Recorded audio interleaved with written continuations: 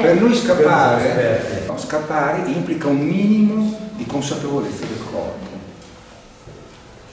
Vuol dire che se sei un ventenne nel pieno delle sue capacità coordinative e fisiche. Se sei un trentenne, un quarantenne, un sessantenne, un settantenne, porti sempre a ottimizzare il tuo lavoro col corpo.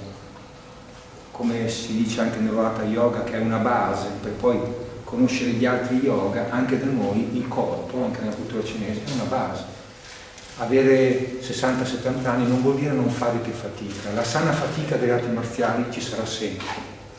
E questa sana fatica delle arti marziali, anche fatica, non necessariamente fatica di sudate. Il Tai Chi fatto per 2 ore, un Tai Chi Chuan fatto per 2 ore, infatti è proprio un grosso lavoro di gambe. Mia moglie, che finalmente è in pensione, finalmente stiamo di nuovo praticando insieme per il piacere di farlo, è andata a fare una passeggiata pesante in salita, ha detto: ma non sento male le gambe, per forza fai Tai Chi tutti i giorni. Non è che tu non fai niente facendo Tai Chi, solo che non sudi, non alteri fuori in quel modo che si altera con lo Shaolin o con il Thailandia, ma tu stai lavorando con le posizioni basse. E anche a livello ormonale si è scoperto, gli orientali l'hanno sempre detto, fare fatica con le gambe dà gioia, con le gambe proprio, no? E fare queste posizioni basse, ad esempio del Tai Chi Chuan, è fondamentale anche per l'umore. Tu fai un'ora, la giornata acquisti un altro valore.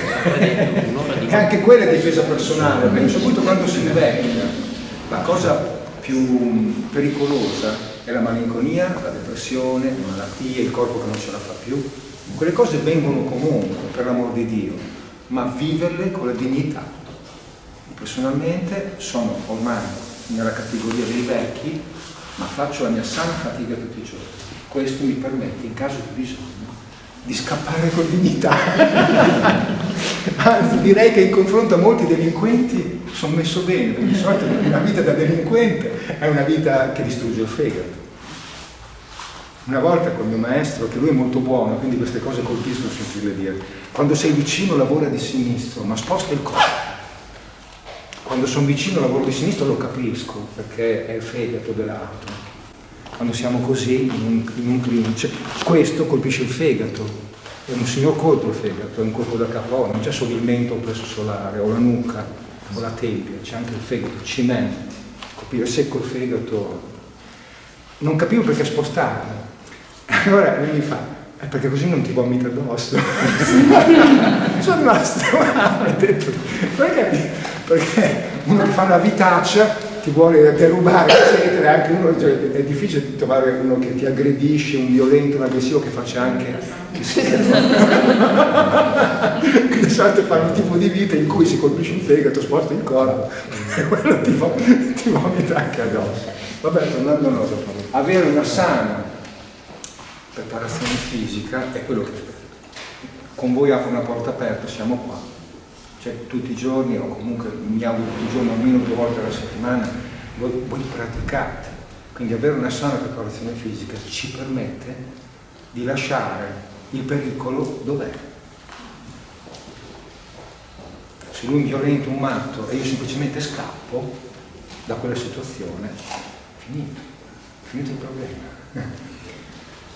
In Oriente non era sempre possibile, ma anche da noi oggi, per motivi culturali, sia la Cina che il Giappone hanno la faccia, non puoi perdere la faccia, quindi se scappi perdi la faccia.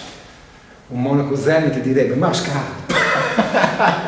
Ma ha detto che il samurai riusciva a farlo per motivi etici, eccetera.